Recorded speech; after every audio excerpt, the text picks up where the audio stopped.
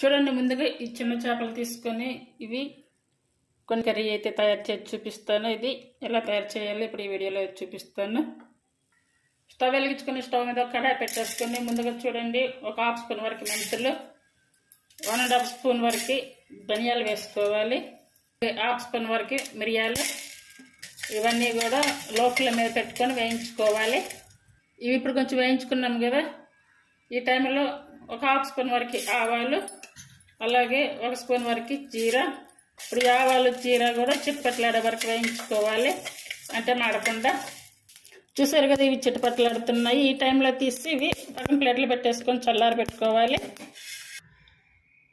Stove మీద మరో కడాయి పెట్టేసుకోవాలి. చేపల కూర చేసుకోవడానికి నేను ఇందులో 3 టేబుల్ స్పూన్లు ఆయిల్ అయితే వేసానంటే కొంచెం ఎక్కువగా ఉంటే బాగుంటుంది కదా చేపల కూరకి. హాఫ్ స్పూన్ వరకు జీరా, అలాగే కట్ చేసుకున్నటువంటి పచ్చిమిర్చి, కరివేపాకు 3 రెమ్మలు, అలాగే పుదీనా, అలాగే ఒక హాఫ్ స్పూన్ వరకు పసుపు. ఇవన్నీ ఇలా వేగుతున్నాయి కదా, ఇప్పుడు ఆనియన్ పేస్ట్ అనమాట, ఒక ఉల్లిపాయ తీసుకొని ఇలా పేస్ట్ చేసుకోవాలి. అలాగే టమాటా ప్యూరీ.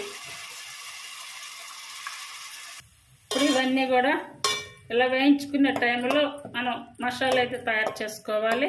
ఇప్పుడు ఇవన్నీ కూడా ఇందులో వేసుకోవాలి.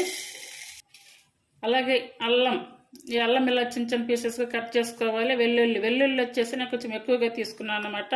ఇప్పుడు ఇవన్నీ కూడా మెత్తగా పేస్ట్ చేసుకోవాలి. అవసరమైతే వాటర్ వేసుకొని పేస్ట్ చేసుకోవాలి.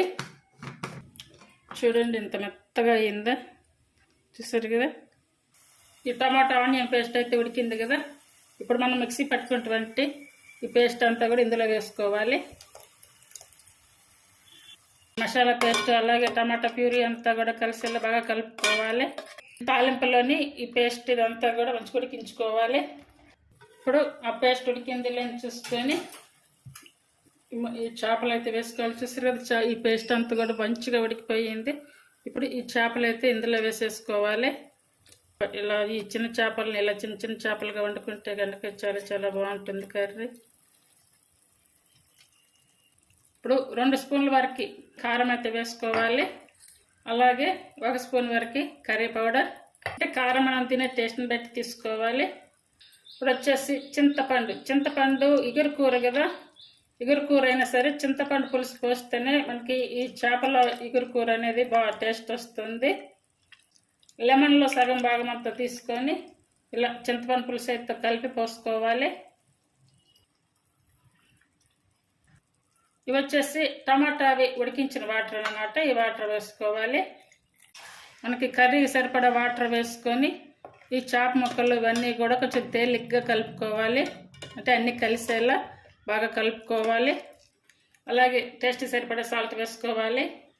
ఈ కర్రీని దాదాపు మిడిల్ ఫ్లేమ్ మీదకి అలాగే ఆన్ మీదకి మార్చుకుంటూ ఉడికించుకోవాలి. ఇలా మూత పెట్టి ఈ కర్రీ అంతా కూడా ఉడికించుకోవాలి.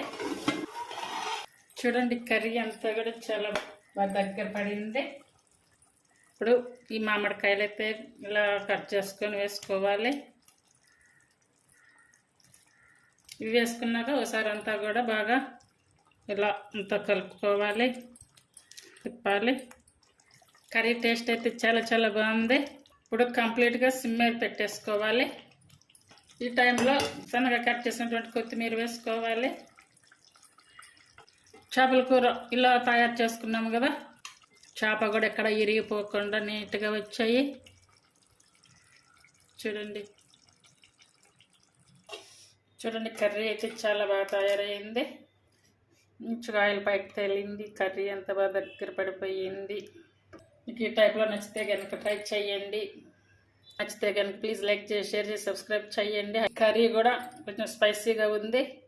రైస్ చపాతీ పుల్కా అన్నిటికీ చాలా చాలా బాగుంటుంది. అందరూ ట్రై చేయండి. Thank you for watching.